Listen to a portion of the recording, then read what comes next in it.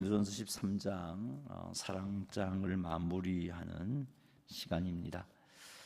바울은 고린도전서 12장 31절에서 너희는 더욱 큰 은사를 사모하라, 내가 또한 가장 좋은 길을 너희에게 보이리라 라고 그렇게 말하고서 사랑의 은사를 말씀하셨습니다.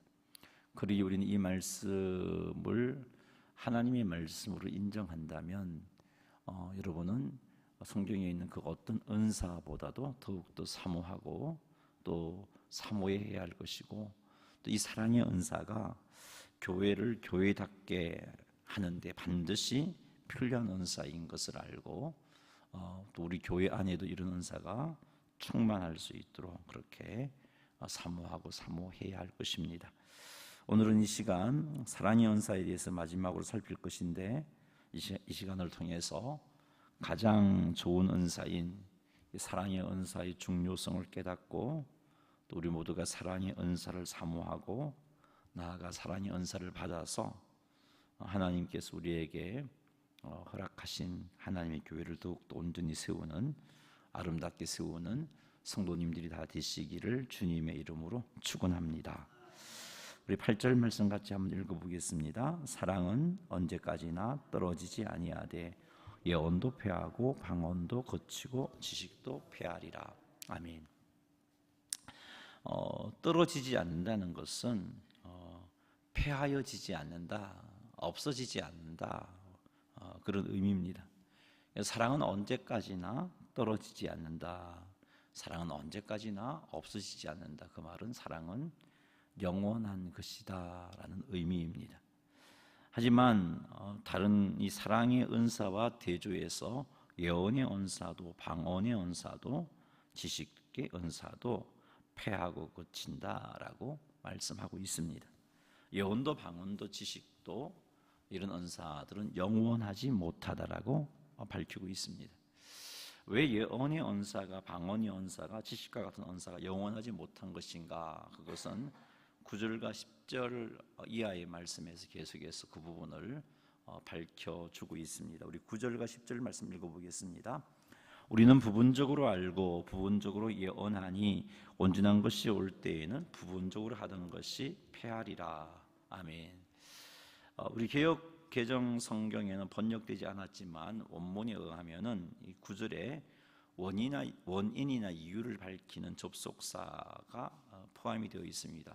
헬라어로 가르라는 단어를 쓰고 있는데, 왜냐하면 이렇게 번역할 수 있습니다.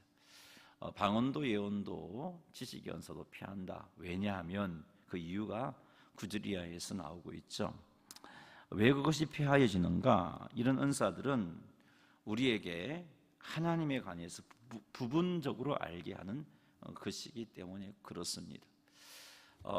성경은 우리에게 하나님을 계시해 주는 책임에 틀림이 없습니다. 성경을 읽으면 우리가 하나님이 어떤 분인지 알 수 있습니다. 하지만 이 성경이 하나님의 모든 부분을 우리에게 보여주지는 못합니다. 이 성경은 우리에게 구원을 받음에 필요한 귀한 말씀을 보여주고 있습니다. 신약이 계시가 열려진 관점에서 구약 선지서를 읽어보면은 그 시대 선지자들이 예언을 하고 하나님의 말씀을 선포할 때 예언하는 당사자도 사실은 그 의미를 제대로 알지 못하고 전한 경우가 허다합니다. 왜 그러냐 하면은 우리가 저기 멀리 산을 보면은 이게 산이 앞에도 산이 있고 뒤에도 산이 있는데, 멀리서 보면 그 앞에 있는 산이랑 거리가 좀 떨어져 있어도 멀리서 보면 앞에 있는 산이나 뒤에 있는 산이나 붙어서 보입니다. 근데 직접 가보면은 이 산고기를 한 고개 넘고 나면 또 다른 산이 나오고, 또 넘고 나면 또 다른 산이 나오잖아요. 그것처럼 멀리서 구약 시대 때 예수 그리스도의 오심을 예언을 했는데, 그 시대 선지자는 초림하시는 예수님이나 재림하시는 예수님이나 분별해낼 수가 없었던 거죠. 초림하시는 모습이나 재림하시는 모습이나 그 시대에 보니까 같아 보였던 겁니다. 그래서 구약의 선지자들은 그렇게 예수님의 때로는 예언이 초림에 관한 말씀을 하시다가도 또 어떤 때는 재림에 관한 말씀을 하고 있고, 그래서 구약 시대 사람은 곧 예수님이 오시면, 메시아가 오시면 바로 유대인들이 그렇게 생각하고 있습니다. 오시면 바로 하나님의 나라가 이루어진다라고 하고 있었던 거죠. 그래서 정작 예수님이 오셨을 때 그 예수 그리스도가 오심으로 다윗 왕조가 회복되어질 그것만 기대했는데, 출임하신 예수님에게서 유대인들은 그것을 볼 수가 없었단 말이죠. 그래서 실망하고 낙심하고 그랬던 것입니다. 예언이라는 게 이렇게 완벽하게 이 땅에서 우리에게 제한적으로만 보여주기 때문에 하나님을 완벽하게 알려줄 수가 없습니다. 그래서 그 은사들이 부분적으로 보여주는 것인데, 정작 하나님의 나라가 완성되는 그때에는 우리가 하나님을 제대로 알게 됩니다. 그래서 그때가 되면은 예언도 필요가 없습니다. 그때가 되면 방언도 필요가 없습니다. 그때가 되면 지식의 은사도 필요가 없습니다. 그런 의미에서 9절과 10절 우리는 부분적으로 알고 부분적으로 예언하니 온전한 것이 올 때에는 부분적으로 하던 것이 피하리라 라고 말했던 겁니다. 이 땅에서 우리가 하나님의 은혜를 힘입어서 방언의 언사, 예언의 언사, 지식의 언사를 가졌다 할지라도 하나님의 나라가 완성되어 버리면요, 하나님의 영광을 인정하는 것이 세상에 가득 차버립니다. 그렇게 되면 모든 하나님의 백성들은 하나님의 영광을 온전히 인정하지 않을 수가 없게 되고 하나님을 온전히 알게 되어집니다. 이렇게 하나님을 온전히 알게 되면요, 부분적으로 이 시대 이 땅에서 부분적으로 하나님에 대해서 가르쳐주고 또 예언하셨던 하나님의 뜻에 대해서 예언했던 그 말씀이 필요가 없는 거죠. 이미 우리가 알고 있는 상태가 되어버리니까요. 직접적으로 의사소통이 가능한데 방언도 필요가 없고요, 얼굴과 얼굴을 맞대어 보니 지식의 언사도 필요가 없는 겁니다. 그래서 이 은사들은 영원하지 못한 것이고 온전한 때가 되면 패하여진다라고 그렇게 말씀하고 있습니다. 하나님을 아는 것이 얼마나 중요한가, 이 고린도전서 13장을 보면서 우리가 살폈는데 그때가 되면 주님 재림하셔서 하나님 나라가 완성되어지면 그때는 예언도 필요 없다고 말씀하고 있죠. 더 이상 회개를 촉구하고 윤리적인 교훈을 할 필요가 없습니다. 왜요? 하나님을 아는 지식이 우리에게 온전해져 버립니다. 어느 정도로 하나님을 우리가 잘 알게 되냐 하면은, 하나님이 12절 고린도전서 13장 우리 12절 나중에 살피겠지만 그래도 먼저 한번 읽어보겠습니다. 12절, 우리가 지금은 거울로 보는 것 같이 희미하나 그때에는 얼굴과 얼굴을 대하여 볼 것이요 지금 부분적으로 하나 그때에는 주께서 나를 아신 것 같이 내가 온전히 알리라. 자, 지금은 우리가 부분적으로 알지만 그때에는 주님께서 나를 아신 것 같이 내가 온전히 안다라고 말씀하고 있습니다. 이렇게 하나님을 아는 것이 온전해져 버리는 거죠. 여러분, 유한한 존재인 우리가 이게 하나님을 아는 것이 온전해진다는 것만큼 영광스러운 일은 없습니다. 이렇게 하나님을 온전히 알게 되니까 하나님을 의지하지 않을 수가 없는 거죠. 하나님을 온전히 알게 되니까 하나님께 순종하지 않을 수가 없는 거죠. 하나님을 온전히 알고 온전히 의지하니까 온전히 알고 온전히 의지하고 온전히 순종하니까 그 삶에는 회개의 삶이 있을 수가 없습니다.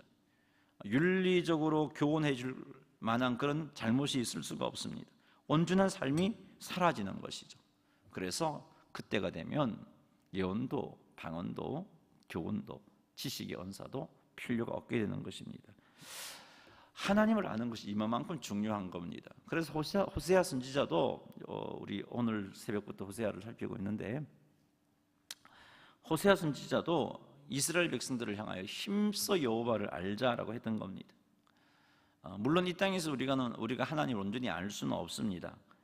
그렇다고 해도 하나님을 아는 지식은 우리에게 얼마나 도움이 되는지 모릅니다. 이 땅에서도 우리가 하나님을 아는 지식이 많으면 많을수록 그만큼 하나님을 온전히 섬기게 되고 그만큼 하나님께 온전히 순종하게 됩니다. 그래서 호세아는 힘써 여호와를 알자라고 우리에게 격려하고 권하고 있는 겁니다. 사랑하는 성도 여러분, 그러니 하나님을 아는 일에 힘을 내시기 바랍니다. 힘써 하나님을 알아가세요. 왜? 하나님을 알면요, 하나님을 제대로 섬길 수 있으니까. 우리 사랑의 연사를 살피면서 그때에는 하나님을 알기 때문에 예언도 방언도 지식도 피한다는 그 사실에서 하나님 아는 것이 이렇게 큰 유익이 있구나 하는 것을 살폈기 때문에 제가 이런 말을 하는 겁니다. 그러니 힘써서 하나님을 알아가십시다. 하나님을 알기 위해서 힘써 말씀도 읽고 듣고 묵상하시고, 하나님께서 우리에게 주신 말씀을 가까이 함으로 정말 하나님을 제대로 알아서 하나님을 온전히 의지하고 하나님께 온전히 순종하는 그런 삶을 살기를 결단하시는 여러분 되시기를 주의 이름으로 축복합니다.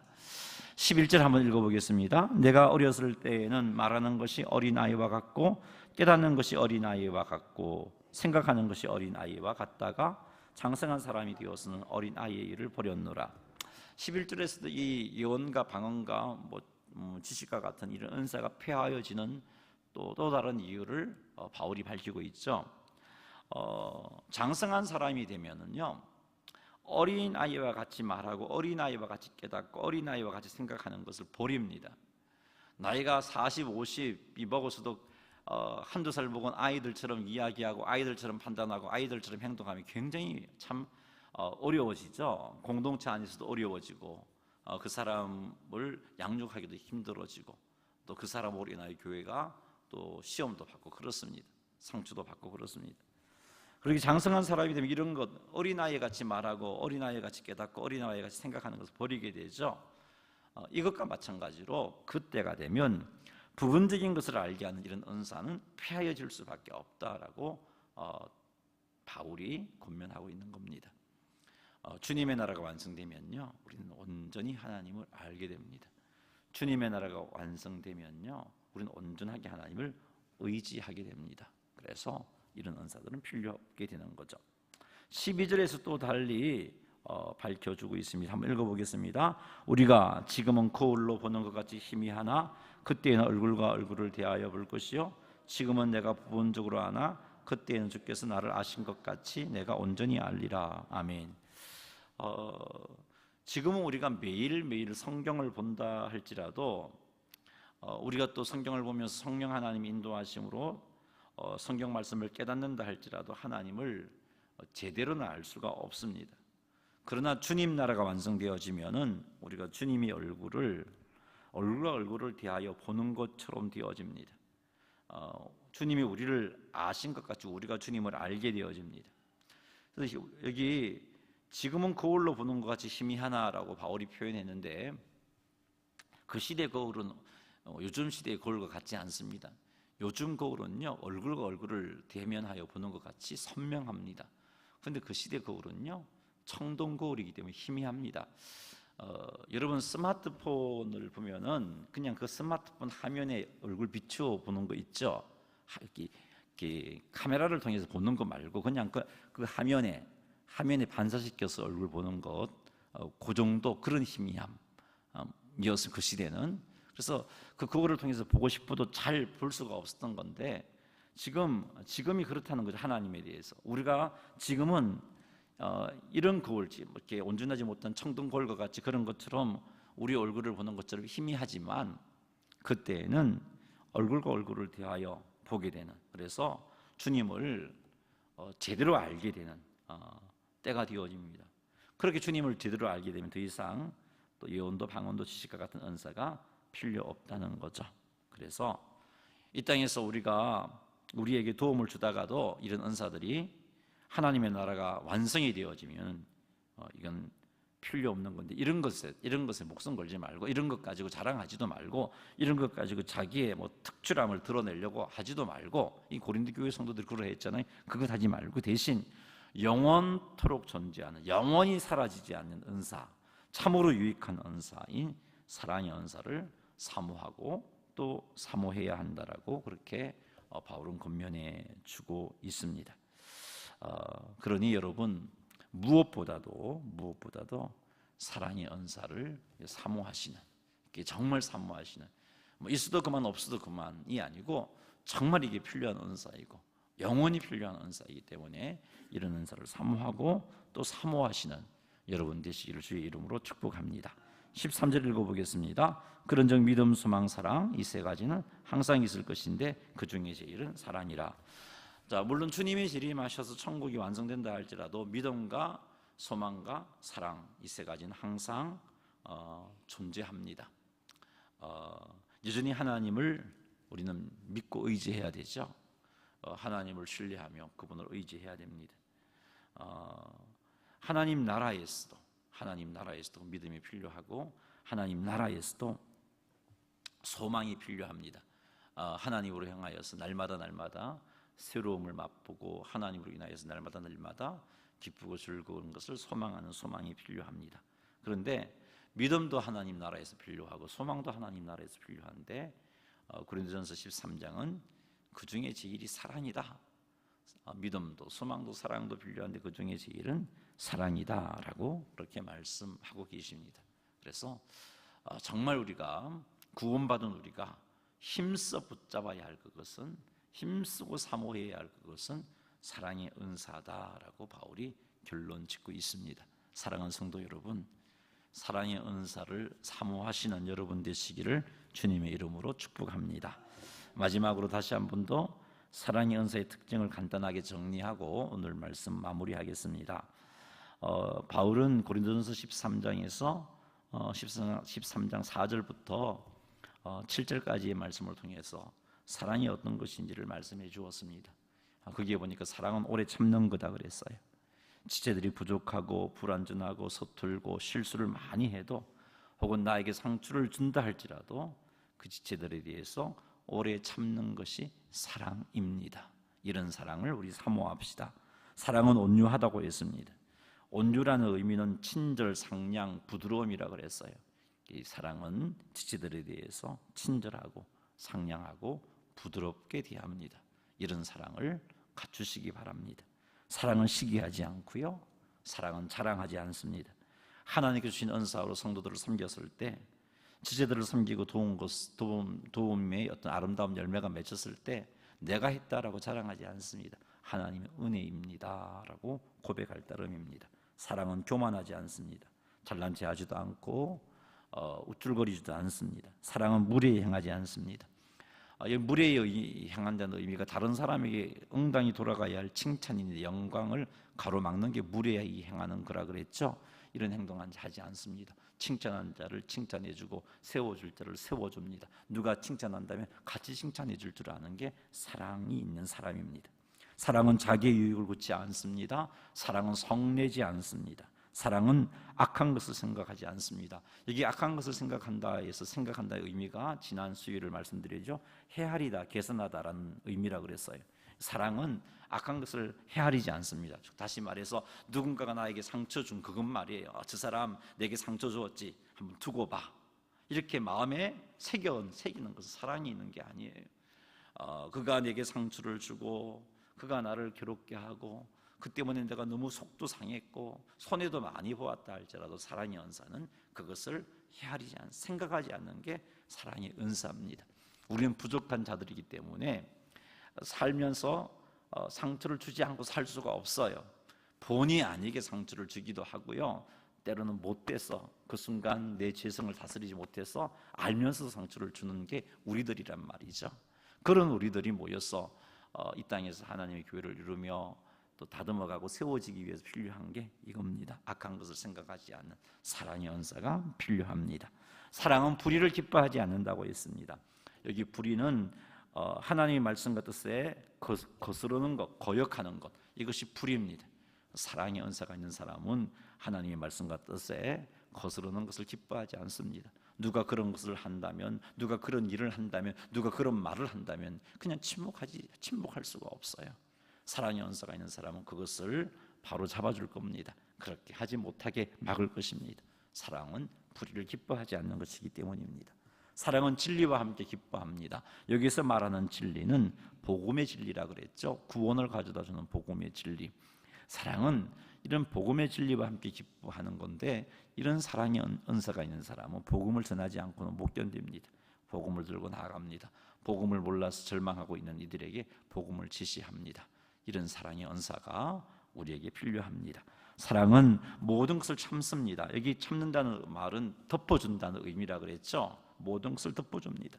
형제의 죄도 덮어줍니다. 허물도 덮어줍니다. 연약함도 덮어주고 형제의 고통과 아픔을 보면 덮어주면서 내가 할 수 있는 것으로 도와줍니다. 이게 사랑입니다. 이런 은사가 우리에게 필요합니다. 사랑은 모든 것을 믿는다 그랬습니다. 어떤 환경과 상황 속에서 포기하지 않고 하나님을 믿는 믿음 때문에 그 형제와 함께 하신 하나님을 믿는 믿음 때문에 비록 눈앞에 있는 형제가 내게 실망시켜도 하나님 때문에 그를 신뢰하고 믿어주는 게 사랑입니다. 그리고 사랑은 모든 것을 견딥니다. 어떤 위험하고 곤란한 상황 속에서도 소망을 품고 기다리는 것 하나님 때문입니다. 그것이 사랑입니다. 이런 사랑의 은사는요, 교회 공동체를 든든히 세우고 이런 사랑의 은사는 우리를 행복하게 만들어줍니다. 그러니 사랑하는 성도 여러분, 이런 은사를 사모하고 또 사모하시는 여러분 되시기를 주의 이름으로 축복합니다. 날마다 기도하십시오. 간절하게 기도하십시오. 우리 교회 공동체 안에 이것이 있어야 돼요. 이것 있으면 내게 이것이 이런 은사가 풍성하면요, 나로 말미암아 지체들이 세움을 얻습니다. 나로 말미암아 교회가 더욱더 온전해지는 역사가 일어납니다. 그러니 이런 사랑의 은사를 또 사모하고 사모하셔서 우리 모두에게 사랑의 은사가 차고 넘치는 놀라운 역사가 있기를 주님의 이름으로 축원합니다.